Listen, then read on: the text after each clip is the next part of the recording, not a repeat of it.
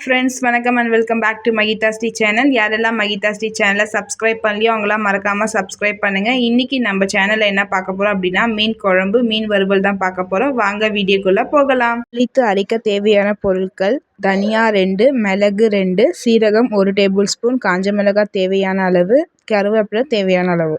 கடாயில் எண்ணெய் விட்டு எண்ணெய் காஞ்சதுக்கு அப்புறமா இந்த பொருள் எல்லாத்தையும் போட்டுட்டு நல்லா வதக்கணும். கூடவே வெங்காயம் 1 எடுத்து அதையும் சேர்த்து வதக்கணும். என்கிட்ட சின்ன வெங்காயம் இல்லை அப்படின்றதுனால பெரிய வெங்காயத்தை வதக்கிறேன். குழம்பு தாளிக்கிறதுக்கு வெங்காயம், தக்காளி, இஞ்சி, பூண்டு, கருவேப்பிலெல்லாம் கட் பண்ணி வச்சுருக்கேன். நான் இன்றைக்கி மீன் குழம்பு சட்டியில் தான் வச்சுருக்கேன். சட்டியில் செஞ்சால் ரொம்ப டேஸ்ட்டாக இருக்கும்.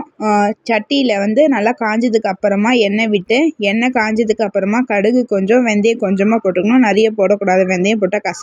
காஞ்ச மிளகாய் 2, வெங்காயம், பச்சை மிளகாய், இஞ்சி பூண்டு பேஸ்ட்டு நல்லா வதக்கணும். வதங்கின பிறகு தக்காளியை ஆட் பண்ணிக்கணும். தக்காளியை நல்லா வதக்கணும். கொஞ்சமாக உப்பு போட்டு நல்லா வதக்கிக்கோங்க.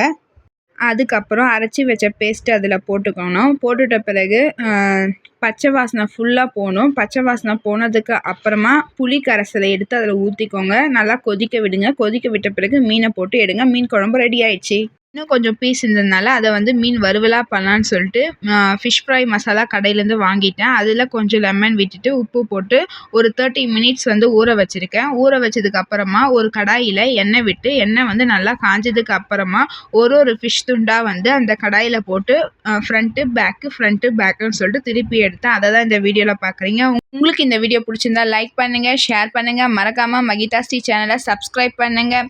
யாருக்கெல்லாம் மீன் ரொம்ப பிடிக்கும்னு சொல்லிட்டு மறக்காமல் கமெண்ட் செக்ஷனில் கமெண்ட் பண்ணுங்கள். இது வரைக்கும் எனக்கு 118 சப்ஸ்கிரைபர் வந்திருக்காங்க. யாரெல்லாம் சப்ஸ்கிரைப் பண்ணீங்களோ அவங்க எல்லாருக்குமே தேங்க்ஸ் ஃபார் வாட்சிங் my channel. Thanks for subscribing my channel.